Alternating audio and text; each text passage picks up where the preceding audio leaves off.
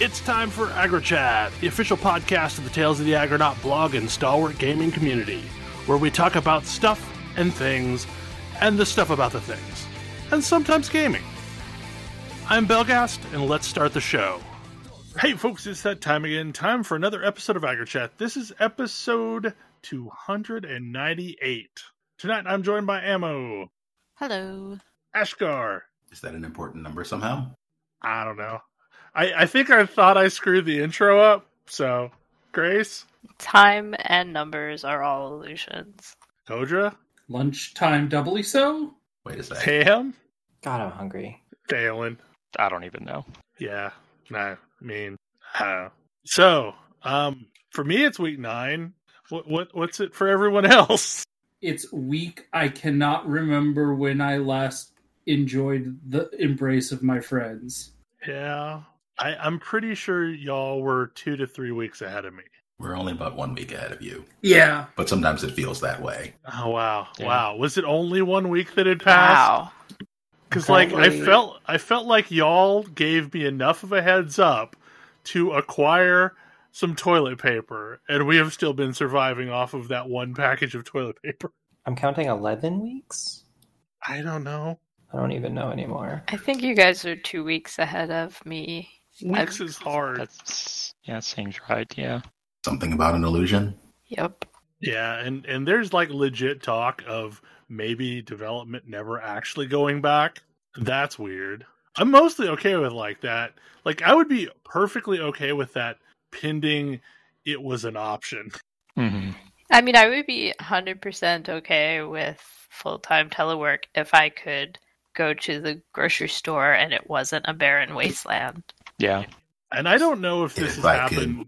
Like, I don't know if this has happened in y'all's locations, but, like, there's an intricate barricade system at the front of most stores Oh, yeah. Yeah. that, like, basically funnels people down to one line. We have not had this, but it may be because I live in a rural enough place that it's never crowded. So I haven't seen a line at the store. Like, So, I live in a rural area, and it is not dissimilar to a cattle chute. I know that where my parents are, they are starting to put, like, directional signs on aisles.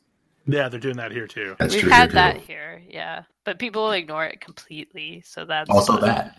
Oh man, I think it may be a store-dependent thing because if you ignore that here, people get up in your shit.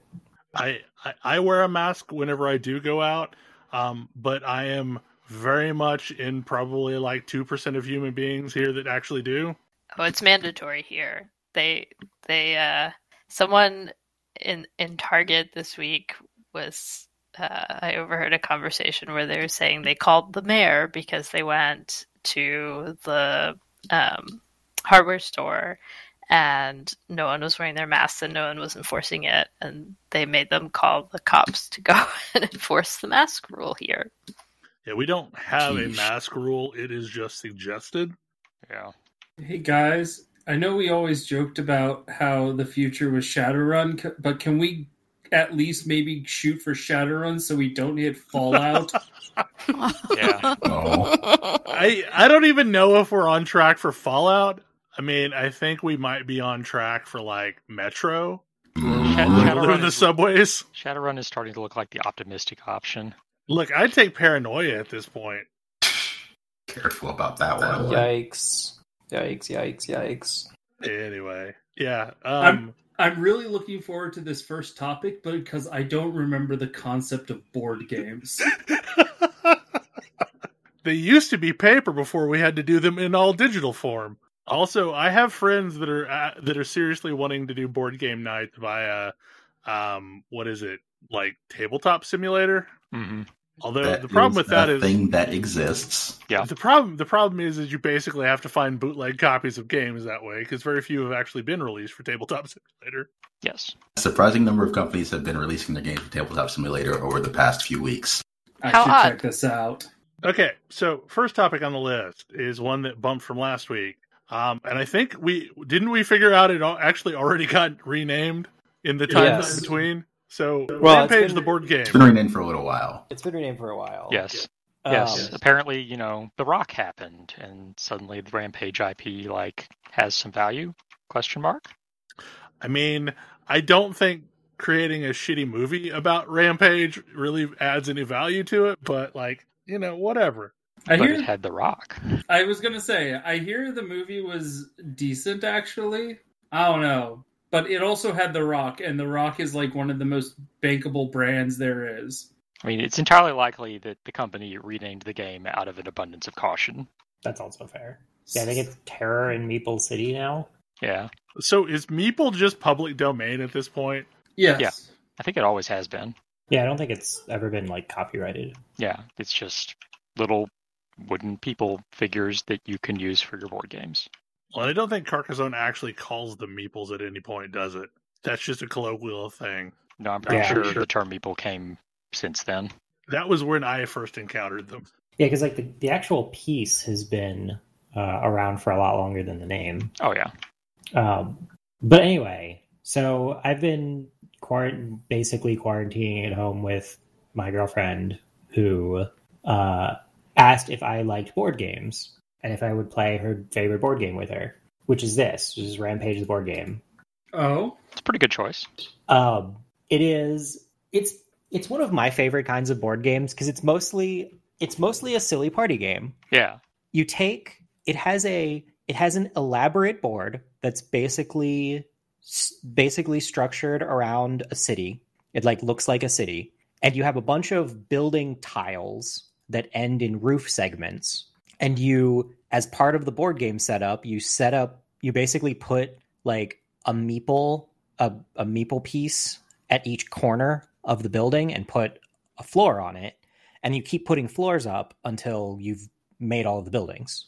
And I think it's 4 floors or something per building. So there's a bunch of meeples in the building. There's meeples on the roof. You've built a bunch of buildings. You've made your Meeple City. And then you take big kaiju. You have kaiju that are made up of 2 pieces, one relatively heavy, 3-inch by 1-inch plastic piece, and one circular puck that has the feet. Mm-hmm. And so when you're on the board, you set your body on your feet, and when it's your turn, you get 2 actions, one of which can be flicking your little puck around where you want to get close to a building. And if you're close enough to a building, you can drop your body piece from I forget, I'm sure that the rules have some description of how high you can drop this from, but it's a dexterity game. You drop the basically, yeah. You drop your thing, you try to smash a building. When there's meeples in the city district that you're in, you can eat them. You can eat as many as you can manage. You can try to flick things. You can try to fight other kaiju, chomp meeples, blow up buildings. There's breath weapons. Which involve you stick it. You basically put your kaiju together, and then you put you rest your chin on it, and then you blow from there to see what you can knock over. I did not really get into the flick game craze, and I kind of have always wanted to go back and try one. But this one is it's incredibly silly, and it's actually fun. It's got enough. There is enough strategy to it because you're trying to collect. All of the meeples have different colors. You are trying to collect sets of colors. So there's some amount of strategy in what meeples you're going after. There's you also draw special kaiju abilities, and it's mostly just silly fun, but it's exactly deep enough to, require that you think about it a little bit and actually have a plan. But there's enough randomness to what actually happens. Oh, whoops, I miscalculated. And it has no other random elements other than where meeples happen to be and, where you end up with from a flicking, blowing, dropping perspective. And if you're too excessively destructive and when meeples go off the board, that's bad because you wasted food. Yeah, they've escaped. Yeah, they escaped. And is this reasonable with 2 people? It was totally reasonable with 2 people. It was just the 2 of us who played it, and it was pretty fun. That's always one of my questions with board games because I don't have a large crop of people that I can play games with in person. Yeah, no, it was actually totally reasonable to play with just the two of us. So I am curious, because this is probably the grandfather of all the Flick games. Has anyone played Crokinole? I have. How is it? Better than Shuffleboard? Yeah, it's definitely better than. I like it better than Shuffleboard. It's Crokinole. I don't really know what to say about it. Is it fun? I like it, but like I like dexterity games.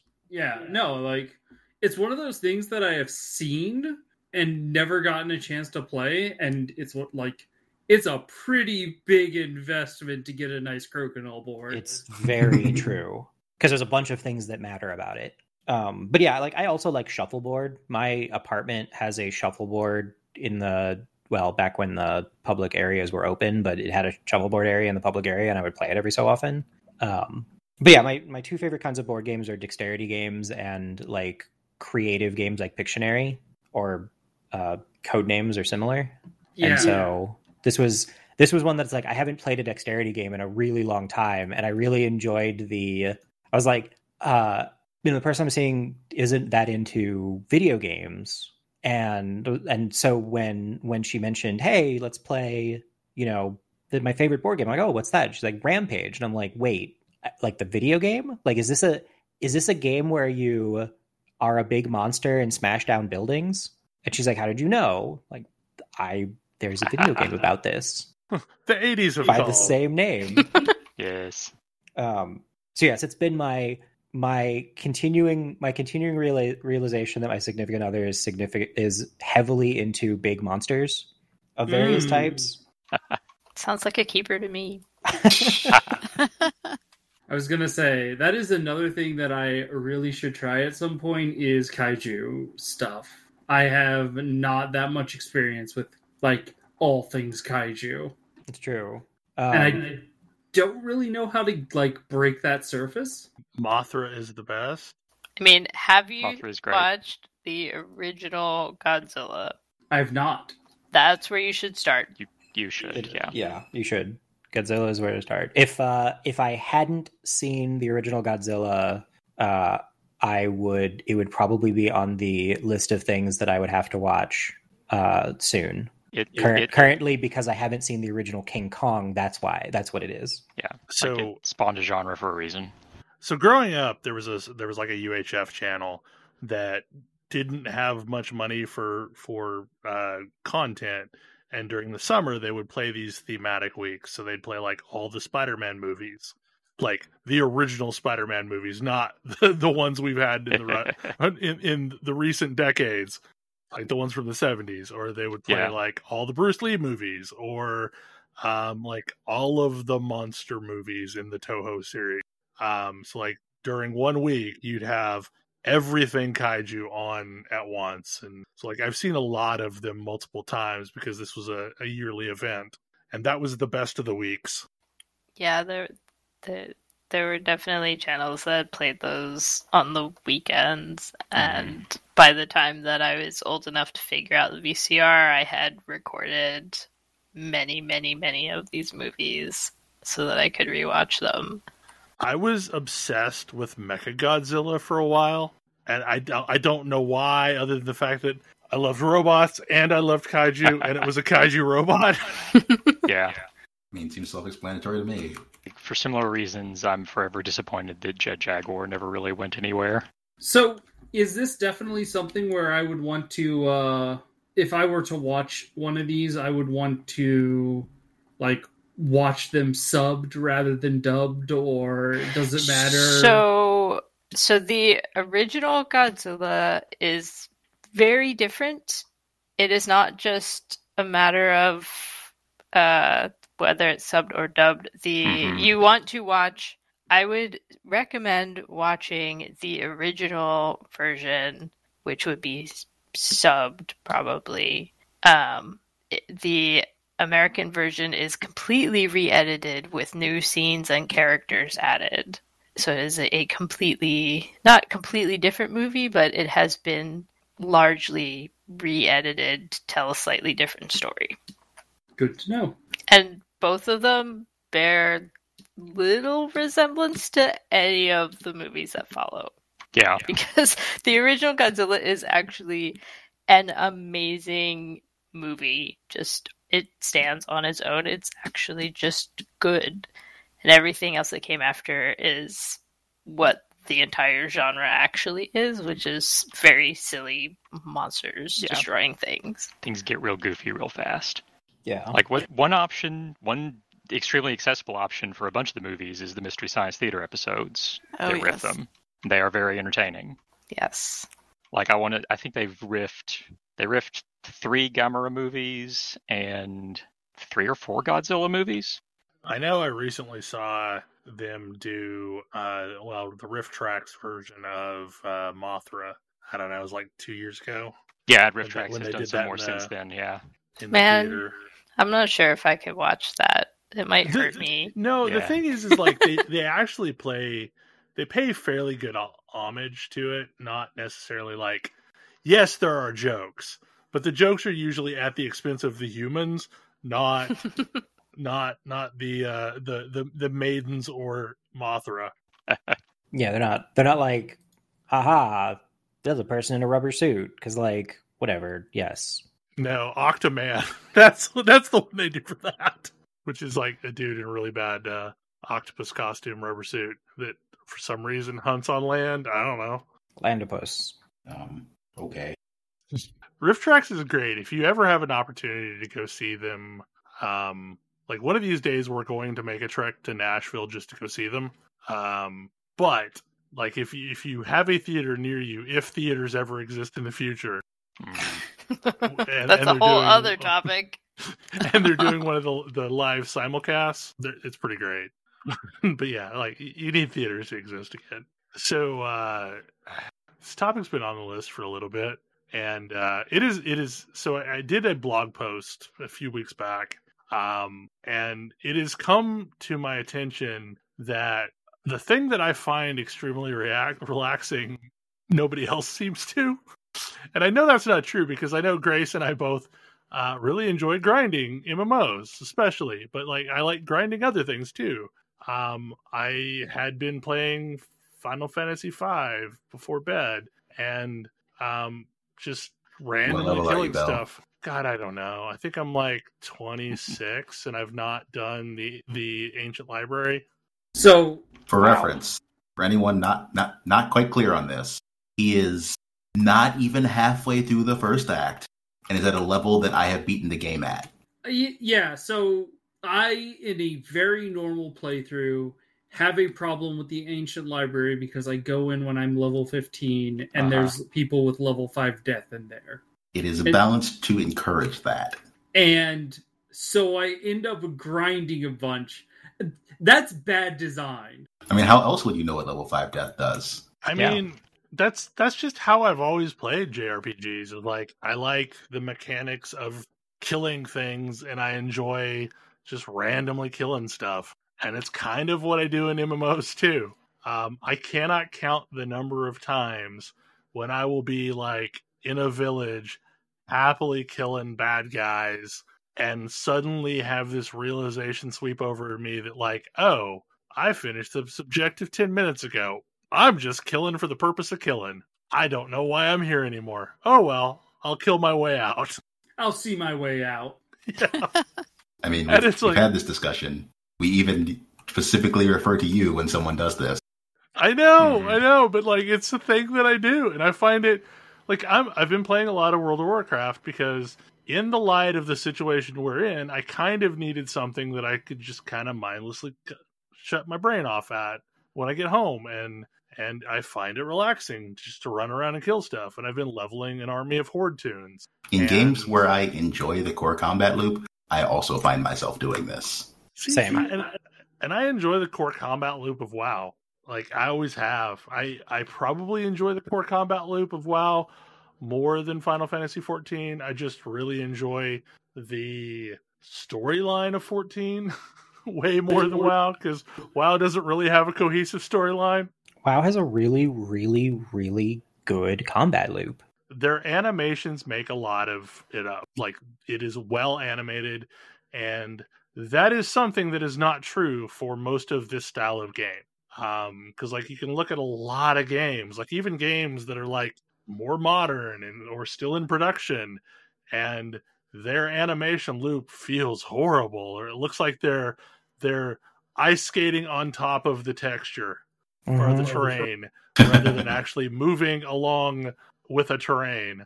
Yeah, like there's just little things about it, and but yeah, like so the combat loop of playing Melee in WoW to me has always felt good. It's button mashy, but like you can roll from combat to combat to combat, which is in part why I end up in these situations where I was done a long time ago and I'm still just rolling. But I've been leveling an excess number of characters Horde side because like I played Alliance for a decade and I never really leveled much Horde side. And over the course of, I don't know, 4 weeks is probably about how long I've been back. I think I have leveled 6 characters to 120. A lot of them from theoretical scratch. And I don't know, like I find it relaxing. I understand, like, see, I have I do like what I would call grinding, but I would not necessarily say I love mindless grinding. Yeah. Like I gotta have some goal. There is a specific level of challenge that I need to have, or I'm going to check out of grinding really fast. No, see, I don't need any level of challenge as long as there is something waiting for me at the end of the grind that I want. In fact, I like it better when there's less challenge. If it's going to be a long grind, it might as well be an easy one. Yeah, it's kind of like if I need to do a repetitive task, I can do it indefinitely so long as I don't think about it. So like once I get into a flow state where I'm like, if I'm scanning documents or if I'm, keying stuff into a spreadsheet or if I'm like, doing a bunch of data entry, so long as I don't think about it, I can do it forever and I will never break the pattern. But the second I start to think about it, I break the pattern and like I disengage. So I really enjoy games that I can get into that kind of just a flow state where I'm like not even like it's all muscle memory. I'm not even thinking about what I'm doing. I may be thinking about things that happened during the day. I may be thinking about like bills we need to pay, or basically my mind is elsewhere and I'm just, or like I may be watching a television show. And then the interaction on screen is just that thing I'm doing. To almost as like it's basically like a fidget spinner to me. 100%. If I do that, I fall asleep. Yeah, like for me, I guess I almost have like nervous energy sometimes, and I fidget a lot, and I've got like lots of fidget spinner type devices at work. But like games are a thing that allows me to engage with like either like think deep thoughts or like watch a show, or like I can't only watch a show. Like it really drives me insane to like. So part of the reason why I don't necessarily mind the death of theaters is I don't really enjoy the experience of going to the theater because I can only be in the theater. Like it's a rare case that I'm not doing something else while consuming video content. See, for me, for anything new, I have to be able to focus entirely on it. Yeah, that's how I am too, because I like to take it all in, kind of. This is why I've been watching a whole lot of Mystery Science Theater recently, because that is something that I've seen so many times that I can have that going while I'm doing something else. Yeah, I tend to just put on music if I'm doing that, but more often I tend to just hyper focus on whatever it is I'm doing. Because like I remember in vanilla WoW, I farmed Scarlets just solo and spent like at least 240 hours farming Silithid bugs. But like those grinds didn't bother me because like any individual fight was like relatively easy. It was challenging enough that I needed to care, but it wasn't very risky, but it did require that my brain be somewhat engaged.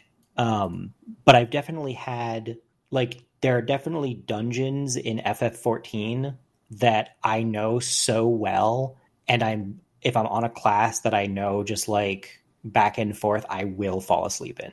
I mean, Snowcloak, obviously. Other than Snowcloak. I have fallen asleep in at least 20 different dungeons in FF14.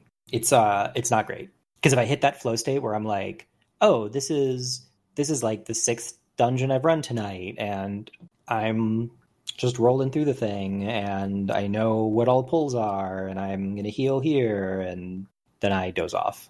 It's a really great way for me to get to sleep. There are some games that I play right before bed for exactly this reason, because it's incredibly good for getting me to sleep. But like when I'm playing before bed, I will be listening to like Colbert and playing a game and halfway holding conversation with my wife all at the same time. And like I'm sort of concentrating a little bit on all of them, but not really. I mean, I've definitely fallen asleep in dungeons or while playing Diablo or things like that, but generally playing games keeps me from being able to fall asleep when I actually want to fall asleep. So I don't know. I can't play games quite at bedtime, but I still, even when something, I don't know, even something like Diablo where it's very soothing to me and I get very relaxed. I don't get bored of it, even if it's making me sleepy. I don't know if that makes sense, but I like Bel. I am somewhat fidgety, and I need to be doing something. And games are similar to the other hobbies that I do that can be very, very repetitive. But I can watch TV or listen to a podcast or do something else while I'm doing them. I'm really, really bad at repetitive things. So part of the reason why I threw this topic on there, and the topic in our list is grinding fun, is I had been talking about my return to World of Warcraft and leveling characters and things like that, and somebody pointed out in my comments that it sounds like I'm not having any fun because all I do is talk about grinding. And like in my head, those weren't antonyms. Like I find grinding a fun activity. Like, so when I'm talking about grinding, like that's a fun activity for me. But like to some people, they avoid grinding like as the plague, and like that is the opposite of what they want to do in a game. Hi. Yeah, I know. Yeah. But it's just funny the way like we have the same term and it means vastly different things. Because I mean, like for me, like it's a relaxing activity. Yeah. It's just a different take on it. I mean, I am in the middle of grinding fates for my Atmo weapon in Final Fantasy XIV on an alt that I haven't even gotten past. I haven't gotten to Heavensward with it yet, and it's fun. It's boring. There's nothing challenging about it, and I'm running around doing a bunch of fates and grinding, and it's great.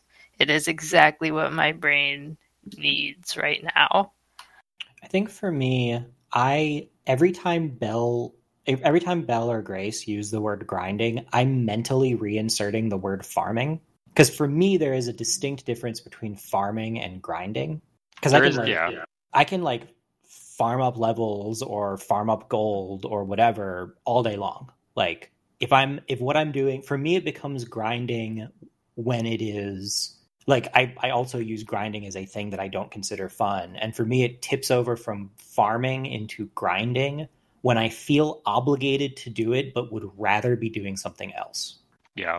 Whereas like, I remember getting really frustrated during my raiding days because not with keeping up with like materials and stuff like that, but the fact that I didn't feel like I had time to engage in the mindless gameplay that I really wanted, because I was either raiding on a raid night and tanking, or getting asked to tank things that I didn't need for other people when I would rather be just like running around killing random stuff on an alt. Yeah. So like it's one of those weird situations where like the more engaged with serious content in a game, like weirdly it like checks me out in some other ways. Like it'll also keep me in a game, but the fun factor is lower. Like I really like this no pressure kind of play that I'm currently finding myself in. But ultimately then I decide, I'd kind of like to go see this or that or, something else. And then I get engaged, and then I feel like, I don't have time to do the mindless nonsense that I would prefer to do. Yeah. For me, go ahead. One of the things that the more I've thought about FF14, and I've brought it up in a number of like from a bunch of different angles, but like I also really enjoy going out and doing some solo gameplay, regardless of what that is, just to like clear my head. And that's for me what farming Scarlet's always was. And the lack of place to do that in FF14 is absolutely a contributor for my like on again, extremely off again engagement with that game. Because there's nowhere I can just go and do something solo that's a thing I want to do solo, like combat wise. Well, and I think the challenge there too is like, and this is ultimately an issue that I always have with 14 is, there's things I could do solo that are like leveling a character through, I don't know, Palace of the Dead. And God knows I've done a lot of that. But like, there's no loop that's really enjoyable out in the world for me to go do. And sure, I could do a bunch of just like killing random stuff, but like then there's also no point to it. Like, there's nothing that can really be gained from that. Like nothing is going. It goes back to the whole like, whenever I kill things, I like there to be the chance of something interesting to happen. And in that game, like nothing interesting is ever going to drop because that's not the acquisition means.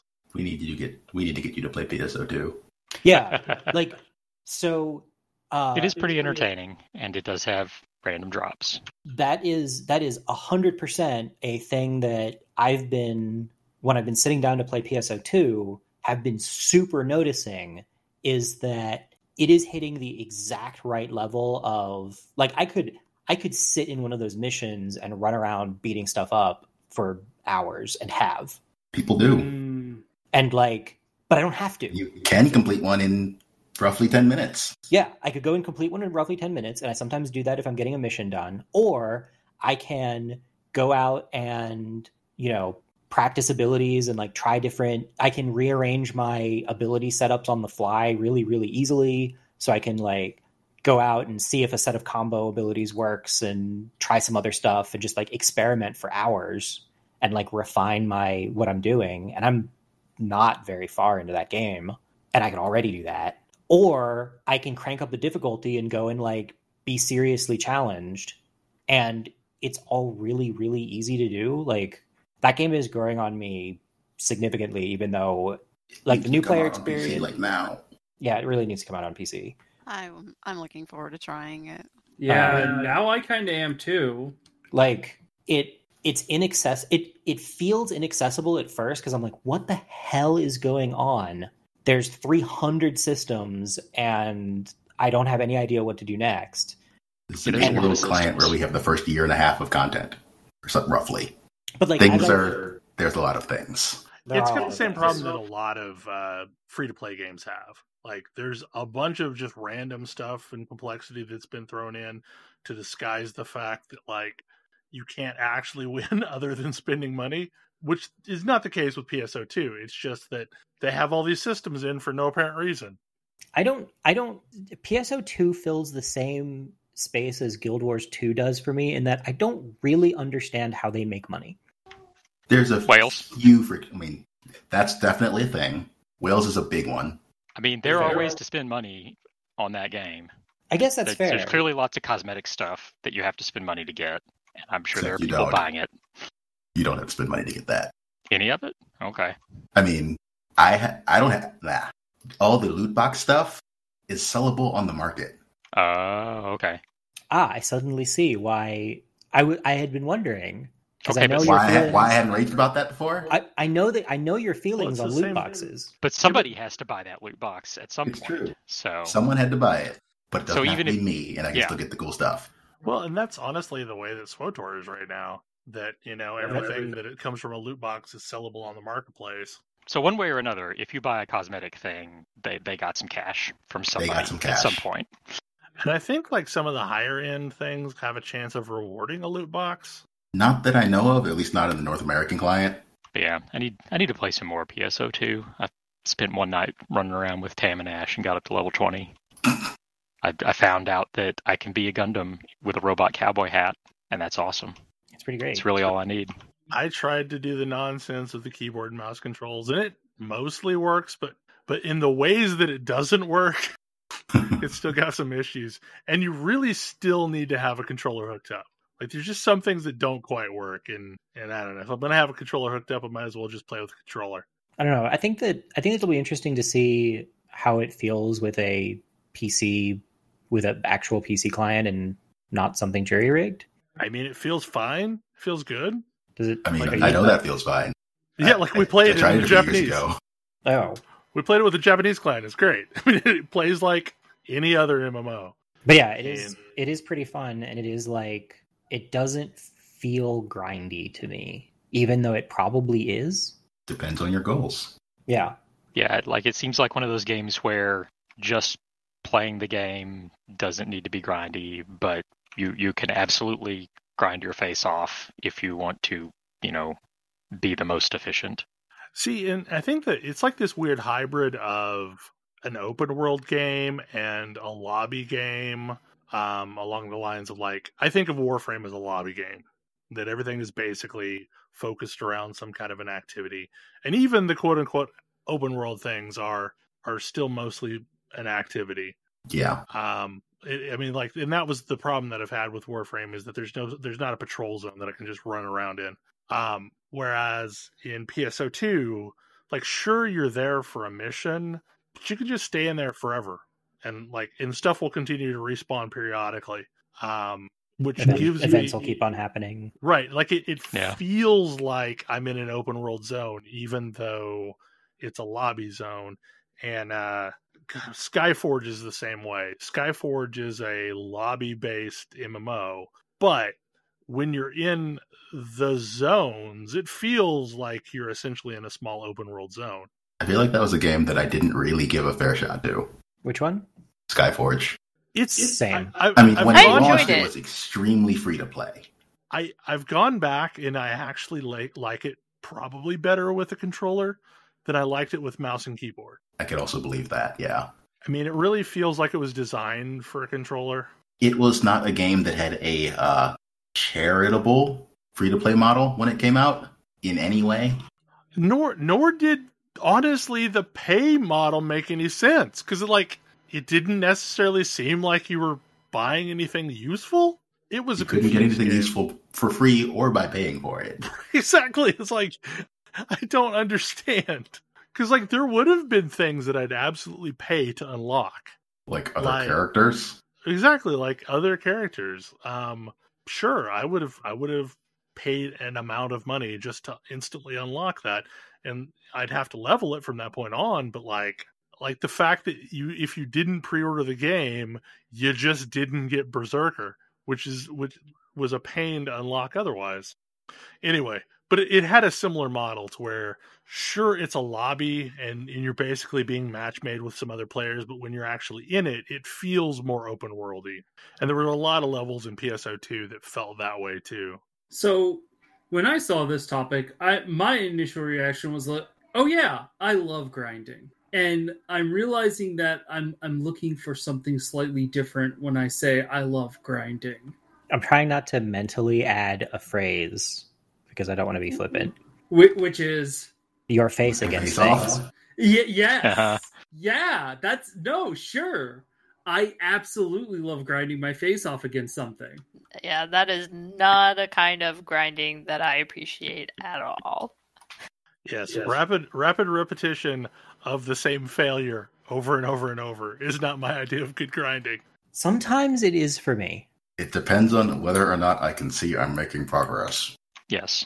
For me, I guess learning is progress. So yeah, I don't need to actually be getting better with each repetition. I need to be learning something new. But as long as I am, like... Yeah, I need to feel like I'm better see a new attack or get a little farther or even just get through the earlier part a little better. Yeah. Or sometimes on occasion, it will engage my, like... The spite sense. Yeah, the spite sense, my spidey sense. Yeah. but that's pretty rare. No, this is definitely a thing for me. Like, I love, like, so I've been going back and trying to, like, pick up letter V speedruns again. And that's absolutely something I consider a grind. But it's me trying to, like, every single moment, I need to be trying to figure out how to be better. Yeah, whereas I've been, like, going back and farming old raids, which are, like, no-brainer at all, just to farm transmog stuff. So I can look cool. The grind is a grind because it's a slog. Maybe it's something that has to be repeated a lot. But if it is enough of a challenge that I'm grinding my face off against something, I will bounce super hard. It's why I never finished Hollow Knight, even though I theoretically loved the game, because I was grinding my face off against bosses, and just no, I don't enjoy that. Yeah. I've actually spent this week spending a lot of time grinding my face off against bosses in Hollow Knight that I've never beaten. Yeah, there's a few things where it's like, if I take over into thinking I'm good at something, that's when I'm like, nope, I'm not going to be defeated by this. And that's when that kicks in. Because, like, Sekiro is the one that I'm thinking of, where some of those later bosses are awful, but, like, I did beat them all. I really need to go back and play that game again. But yeah, like, that's also true for a lot of Souls games. And the very beginning of Sekiro was the same for me as well, because when I first started it, I was like, I'm just dying. What is going on? But I was like, no, I have wanted this ninja game for literally, like, more than a year. I want to understand it. And then I was like, oh, I understand it. Oh, I'm getting good at this. Oh, now I want to complete it. Whereas I've never, like, the conceit was so there for me that I wanted to figure it out and be good at it. Whereas I've never had the same impetus for other Souls-like games until Jedi Fallen Order. Oh, that's a good reminder. I should go back and play that one too. I mean, I don't think I've ever really claimed to be particularly good at video games. I just really like them. It's more like in my own head.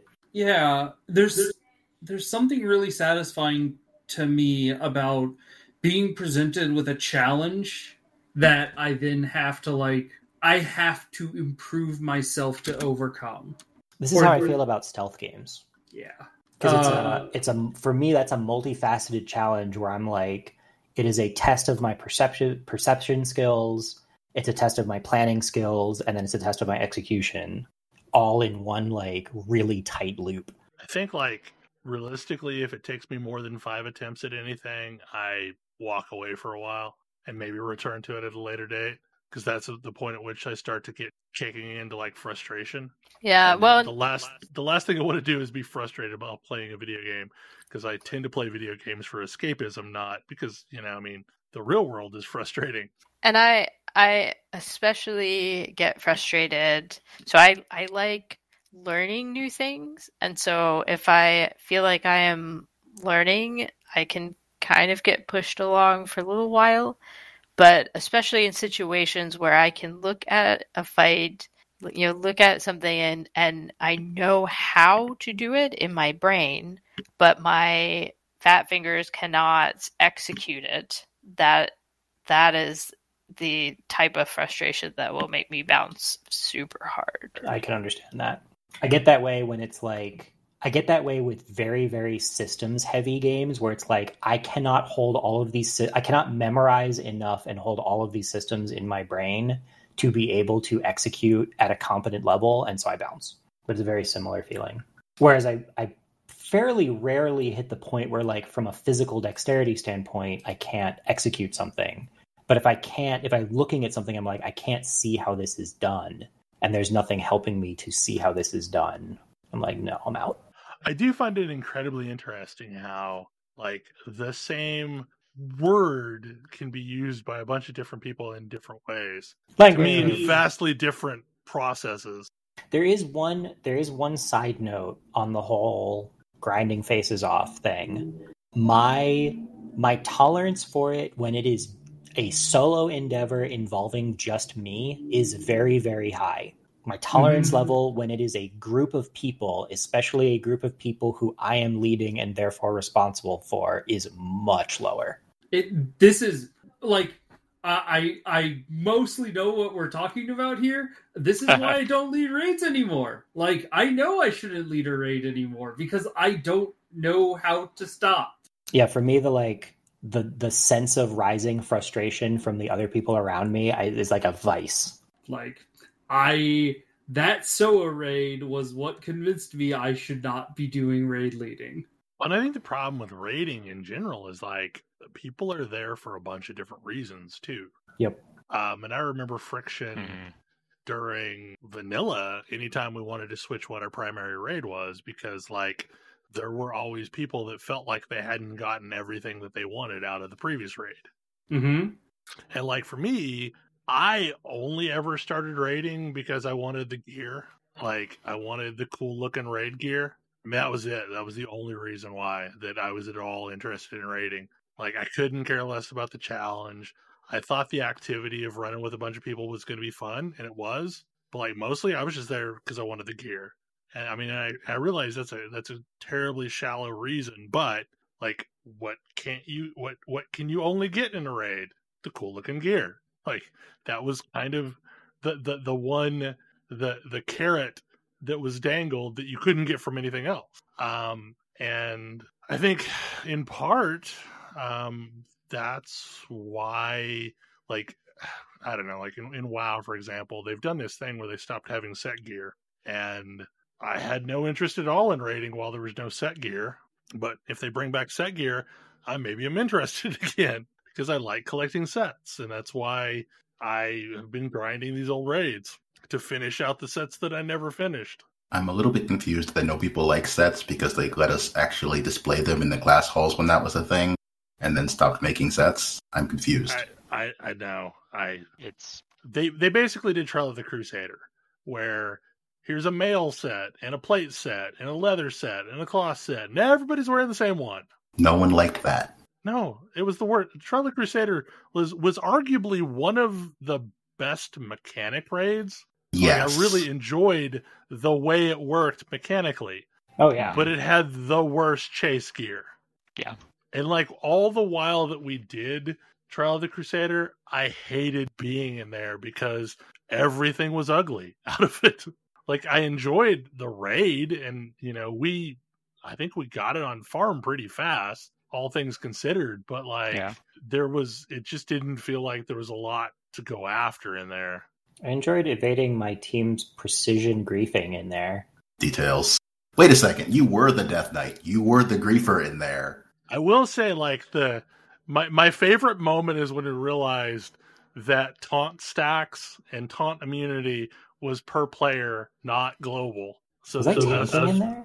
No, not mostly. I'm pretty sure I have some distinct memories of getting one shot by bosses, like precision taunt rotations. We had a rotation between the three tanks on the PvP fight of dragging the thing that was most likely just to kill our clothies around, and then every so often swapping tanks and starting a new invulnerability timer. I just remember getting Path of Frosted just flat on the water before the last fight. That's just rude. That's a universal experience, I think. That was also what was it, Utgard Keep, where you drop down at the very end? Yeah, something like that. I don't remember which one that was. Definitely learned a few lessons about the best way to train up new raiders over the course of Wrath. I'm not going to say that my original attack wasn't successful. Stop griefing us. I mean, or don't and see what happens, I guess. I guess the thing is like, for me, in order for one of these games to be enjoyable, it needs to, like, for a grind to be enjoyable, one, there needs to be an overarching purpose. The act of the thing that I am doing needs to feel mechanically enjoyable. And two, like, it needs to, I don't know, like, I need to feel like I'm making some progress. Because I'm thinking of that, like, World of Snacks game that I decided was too grindy for me. And it just, like, there was a lot of repetition that wasn't enjoyable in that game. Whereas like Diablo 3, I like the active running rifts. Like they're super repetitive, but there's randomization in the rift so that interesting things may happen while I'm running the rift that I'm not expecting. Whereas grinding the same very small map over and over and over and over and over was just too much for me in World of Snacks. I feel like I'm wondering if something was missed because I haven't heard. Like you were the only person I heard to make that complaint about that game. Like the leveling in the game is not fast enough to like you encounter. So one of the things that you encounter early on is this dungeon mission that you need to go like 3 floors deep into and beat a boss. But you get this mission when you're level 2. And the mission itself is like level 9. And there's not a lot of material to get you between level 2 and level 9. So I ended up just grinding a lot of the same maps over and over and over, trying to get strong enough to be able to beat the boss at the bottom of the level 9 thing. And the bottom was like closer to level 12. I mean, your experience did not sound enjoyable to me. So No, I have not been interested in trying to repeat it. It's not real fun. Like I have uninstalled it from my Switch. It was not fun. It looked like a fun game, but no, it was not fun. But I mean, that's an example of it didn't touch those 3 things that I basically lined out. Like it needs to be mechanically fun. I need to feel like there's a purpose to what I'm doing, and I need to feel like I'm making progress. Yeah. So I need to have my brain engaged at some level. But if I do, I can do it for a very long time. Mm-hmm. But this is true. That's why I think that some of the like Fire Emblem Warriors is a more enjoyable game than Hyrule Warriors most of the time. Yeah. Even though the actual character designs are less good, the strategic layer is more important, and therefore I am more engaged. Yeah. And this is true of me for almost every type of entertainment. Like, it's the same reason I can't watch TV shows and movies by myself. So I'm not exactly sure how to segue this one because, you know, they're both sort of online gaming topics, but another topic that I wrote about recently is how I feel like PvP and PvE do not mix, and that it is the pet project of so many game designers to look at that problem and say, oh, I can fix that. I can make PvE players care about PvP. And they're wrong. They're wrong. They're very wrong. I'm just going to check out of this rant. It's a long rant. Nobody needs it. But yeah, like, I mean, like, the funny thing is... This like, conversation brought to you by Sea of Thieves. I actually, like, so I literally wrote this out independent of what put this topic on our list, and within minutes, I had a game designer say, oh no, I think I can make you care about PvP. No, dude, no! It's it is one of the... I'm not going to say it's the biggest, because it's not, but it is one of the largest, most persistent delusions in game design. Mm-hmm. And I understand where it comes from. I understand why it exists. And I don't think that the fundamental concept is wrong, but nobody approaches it correctly. And nobody's figured out how to approach it correctly. Yeah. I feel like there's a set of developers whose mindsets like lead back to the grognards of days of old, who feel it's very important that the worlds that they've designed accurately like model the real world in every way possible. And in the real world, there's nothing stopping people from, you know, just killing people apart from other people. So that's how it should be in their game world. But it's game. This is kind of this is sort of the question I was asking.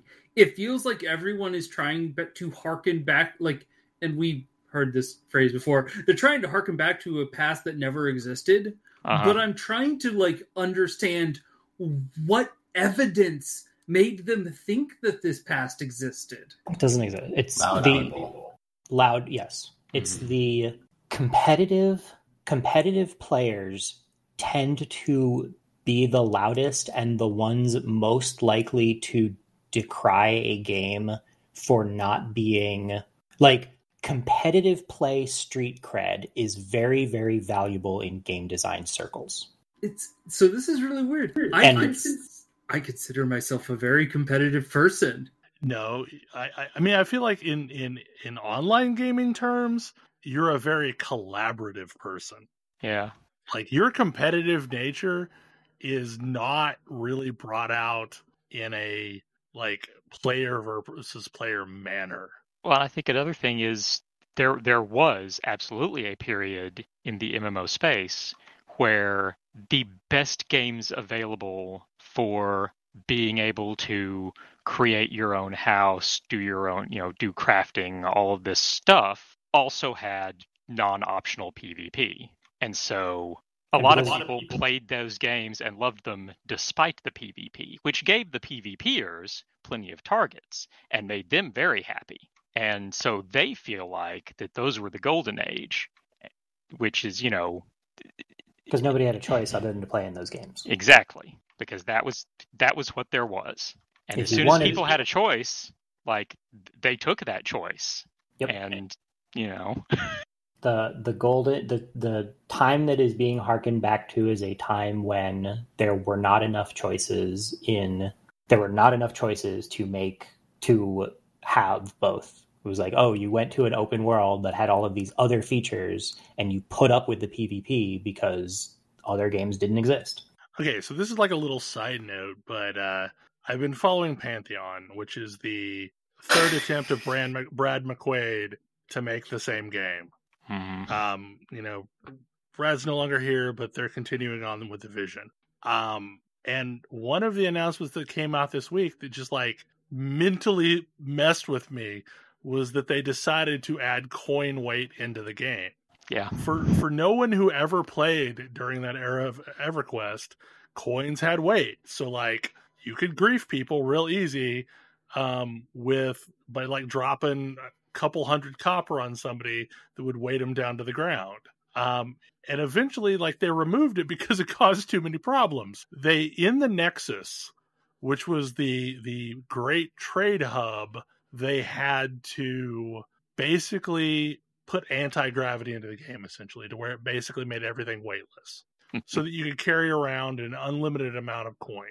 However, if you zoned across from the Nexus into the next zone over, you would find yourself rooted at the zone line, and you could not move. And they had to answer so many tickets trying to, like, rescue people who forgot that they hadn't dumped off all their coin and are now stuck at the zone line.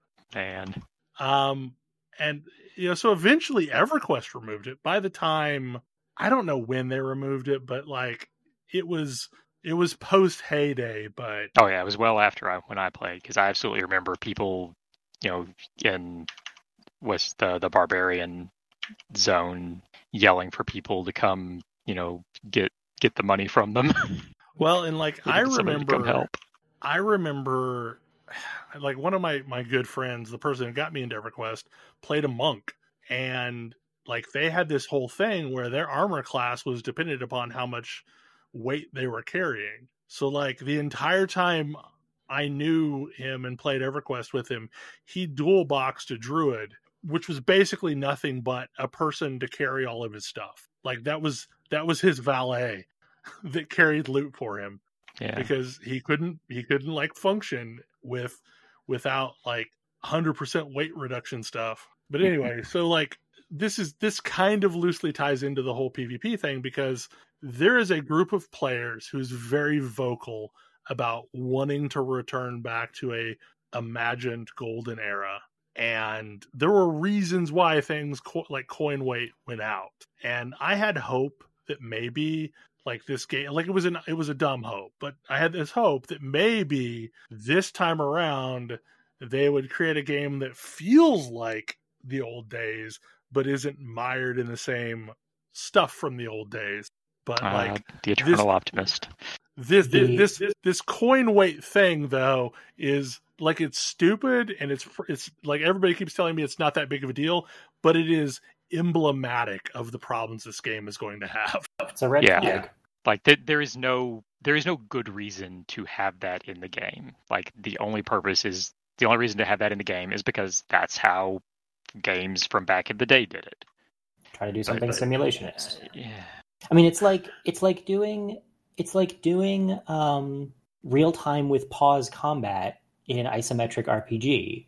Like, that was only ever done because there were technical limitations. We can do better. You don't have to do that anymore. You could stop. You could just not.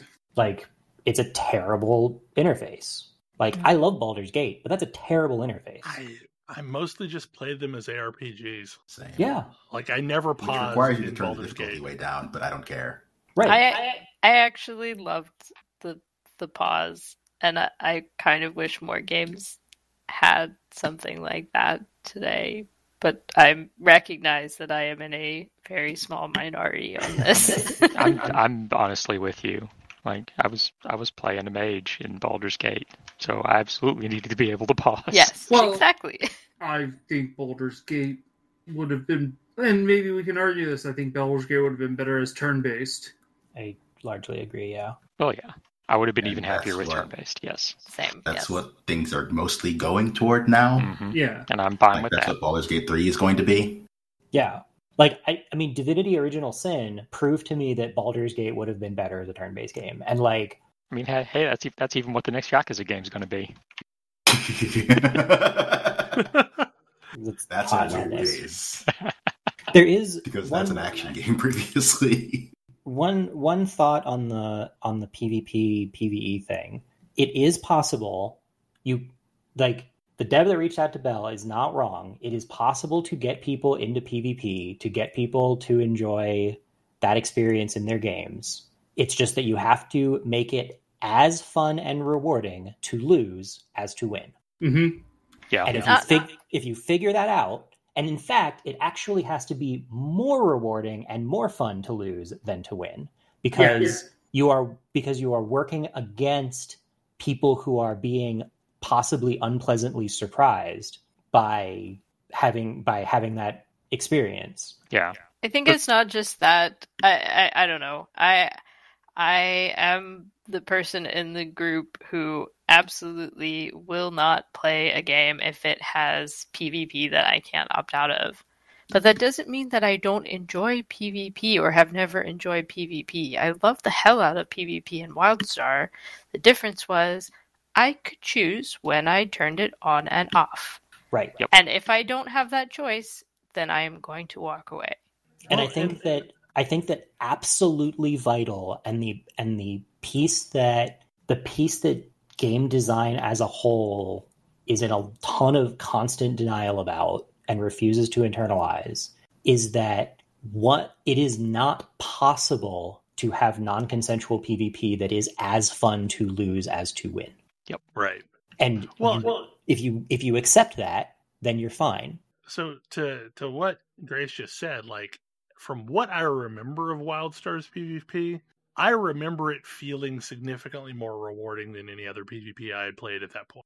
I mean, the PvP had a lot of rewards, but also later in the later stages of that game, they actually allowed you to toggle on and off world PvP, and you got a lot of extra bonus cash or resources for doing your PvE questing with PvP turned on, with your flag on. And I engaged in that sometimes when I felt like I was up for it, because mostly people left you alone, and it was very rewarding to have that flag on. And occasionally I would get into a scrap, and I was prepared for it because I had opted in. Yeah. So the funny thing about that is, though, like, WoW kind of did the same thing with War Mode. But And it's all bad. they opted in. Also, it was bad. All I did was look at it and I'm like, oh, sweet. I never have to touch PvP ever again. That's awesome. You basically isolated it off on an island that I never even have to look at. Like, there's no chance of me accidentally getting flagged. Sweet.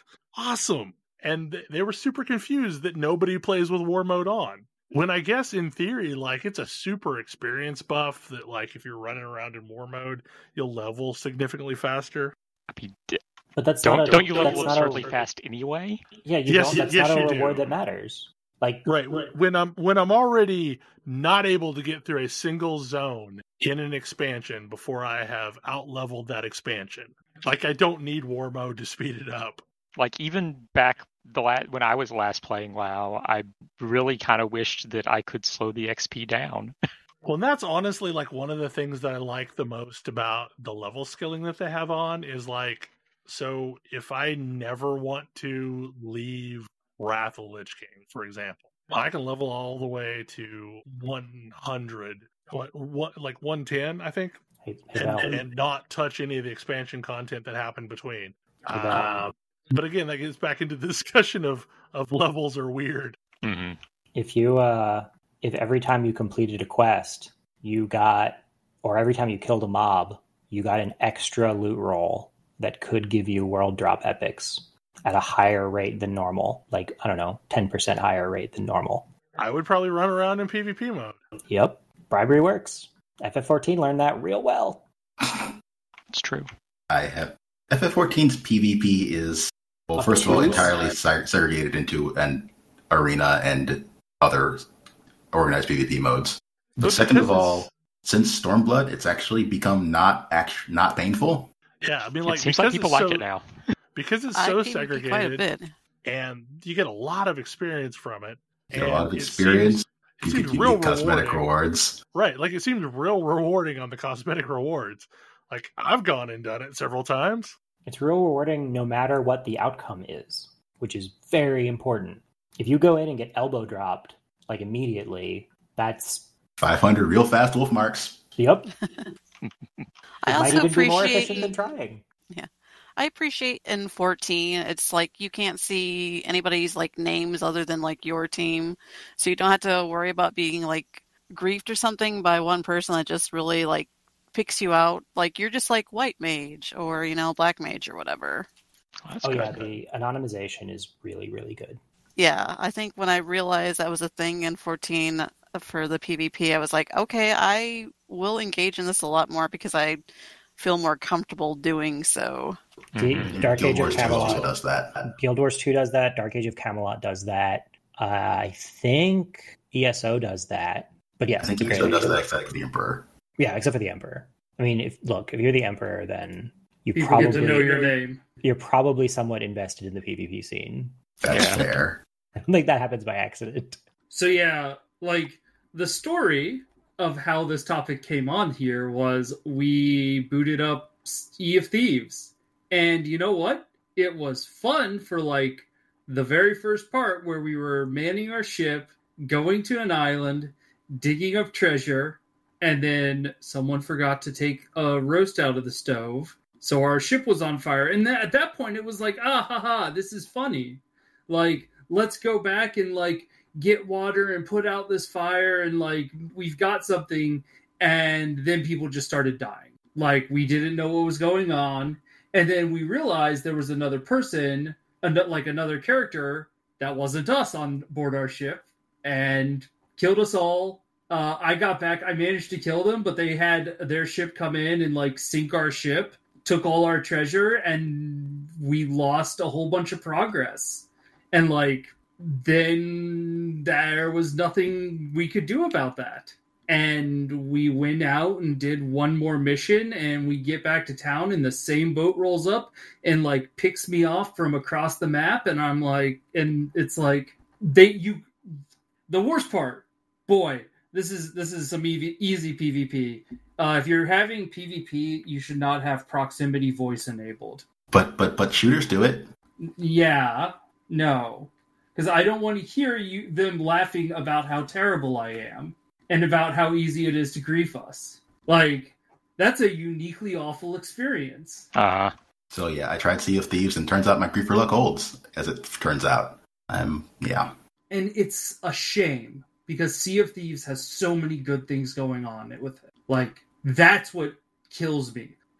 Manning a boat is super fun. And I don't know any other game that does that, like, cooperative. Like, I've been out sailing once, and when I went out sailing, I was like, this is really cool. It reminds me of playing an MMO or doing raiding and like we all have different roles and each role feeds into the other one, I thought it would be a great game experience. It is a great gameplay experience, and the best game for it is Immeasurable Hellfire because of PvP.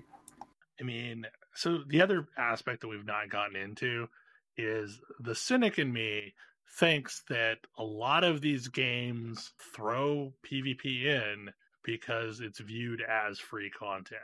Like, it's content that they didn't have to create because you're expecting other players to provide interaction for you. You say that's the cynic in you, but that's the reality in a lot of cases. It's also false. It's also a false dichotomy, because PvP is very expensive to create. But I've heard it from designers many times. Well, look, they're wrong. I mean, yes, we've had this discussion too. Yeah, game designers are not immune to it's the whole PvP in video games. In trying to include PvP in every video game is this mass design delusion. Mm-hmm. I mean, I think it's probably listening to loud players too much.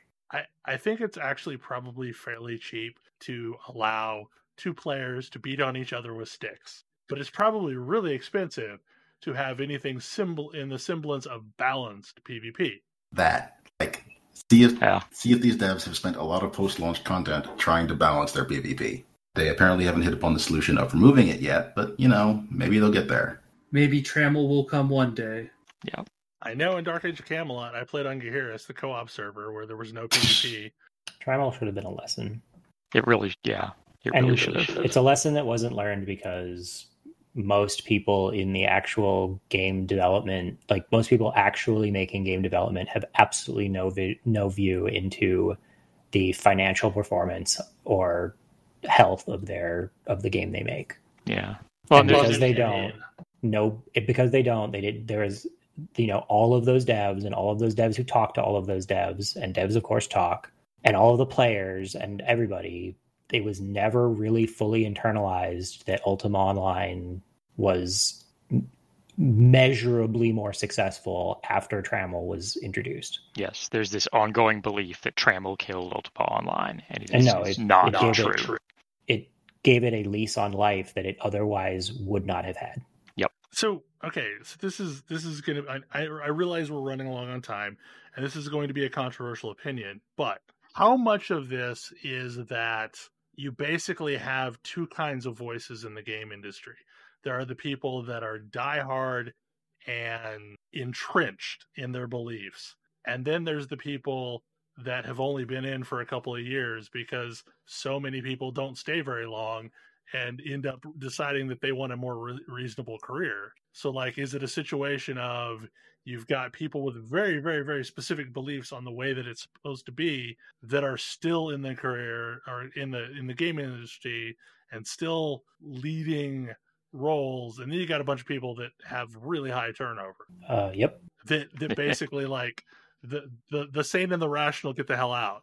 I mean, I don't know that I'm a good person to objectively comment on that part.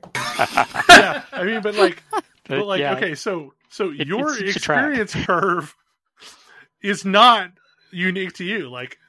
So I made the comment, that I am no longer friends or family with World of Warcraft, so I didn't get an invite to the alpha because all of the people that used to get me into alpha, they haven't been there for years. They're gone. They're not even in the industry anymore. So, and that's true for all these, there was a period of time where I knew one or two people at a lot of different studios, and none of them are in the industry anymore. I mean, I believe the even less heartening thing to think about is Tam was well in excess of the average lifespan of somebody in the games industry. Yeah. Because isn't it you only stay in that industry for on average 4 years? That's horrifying to think about. That is an indication there is something wrong with your industry. You should feel lucky because you get to make games all day. I mean, that was just my thought process. We have a lot of the same mistakes over and over and over because a lot of the people that are the strongest voices are the ones that are the most entrenched. And just hasn't been the infusion of new ideas that there probably needed to be. It's not really... The weird thing about games is it's not really about ideas. pretty much every game idea has been thought of. Like, not, there's obviously more ideas, but like when you see people, like one of the things, for example, is like, oh, you see people talk about, you know, ideas they have for Elder Scrolls Online. And outside of things that are emergent gameplay stuff that would have not been possible to see because we didn't have those systems in, almost every single one of those ideas that you see on Twitter or whatever is something that we came up with and discussed and either cut or prototyped and it didn't work or whatever. It's really about execution. And like what you need are people who have an idea and are good at convincing other people to try and make it work until it does. And unfortunately, that also means that that same thing is the same reason why the industry as a whole keeps on bashing its face against PvEVP, because the entire rest of the industry is not about can you come up with a good idea, it's how many times do you have to iterate on and execute an idea that you firmly believe in until you hit upon the version of it that works. Because almost every big breakout major game that like people love, you can point to almost every single part of it having been done somewhat less well in a usually not that far removed game from it. It's just that they got it right that time. You could, like currently in rotation, you have PUBG and you have Fortnite, and Fortnite is just a cleaner implementation of PUBG. I would like to point out that PUBG is worldwide a lot more popular than Fortnite. It's true. Is it? Yes. Really? Wow. And PUBG is like, what if you had Counter-Strike on bigger maps with more people? Well, PUBG itself is the third iteration of a thing by the same person. Yeah. Yes.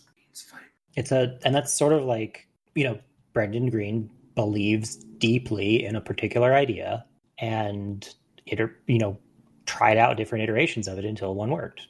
And every game designer has read, Ready Player One and Snow Crash, and like the holy grail for a whole bunch of devs is make that. Yeah. But then you run into situations where, like with Paragon or Pantheon, like that is a third attempt at making the same game.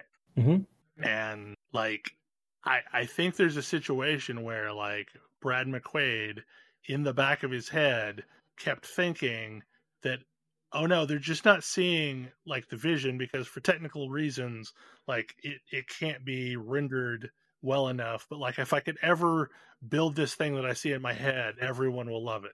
Yep. I mean, it's the hardest part of game design because you spend most of your time in a space where most people don't think your idea is good. Like that's just part of that creative process is like you need to be thinking in places that if you want to make original good games, you need to be thinking in places that people are like, no, that's a terrible idea. Because they'll say that right up until the point where they play it and they're like, oh, this is actually great. Or more likely they'll see a trailer and be like, wow, that looks amazing and unique. And it's like, no, if I had described this on paper, you would have said that looks terrible. What if you had an open world game with big robot dinosaurs and it's like, no, that's actually like, that sounds like on paper, it sounds like something that you'd write like a 14-year-old would write in a journal. But like when you actually see Horizon Zero Dawn rendered in a trailer, you're like, that's amazing. Yeah. Actually, like, and this is true with most work, is that the work is the most important part. Yep. And sometimes you need to know when to pull the plug on an idea that just isn't gonna work. It's one of the reasons why, like, when I'm doing creative work, I'm constantly sourcing feedback because that's my litmus test for is this a creative endeavor that sounds really good in my head, but that I actually need to pull the plug on. It's really, really, really hard to tell. The whole kill your darlings. Yep. But if you only do that, then you never create anything. It's a weird tightrope. Yeah. And I think on that note, and we're well over time, we'll wrap things up. Any final thoughts? If you haven't watched the original Godzilla, go do that. You don't have anything better to do. Okay. It's, yeah, listen to Grace. It's a true fact. Well, hopefully you enjoyed the show, and we will see you again next week. Also, since this comes out on Mother's Day, happy Mother's Day to any mothers that are listeners. And you should probably tell your own mother that. Also, just moms in general. And moms in general. Yep. Good night. Good night. Good night. Good night. See you.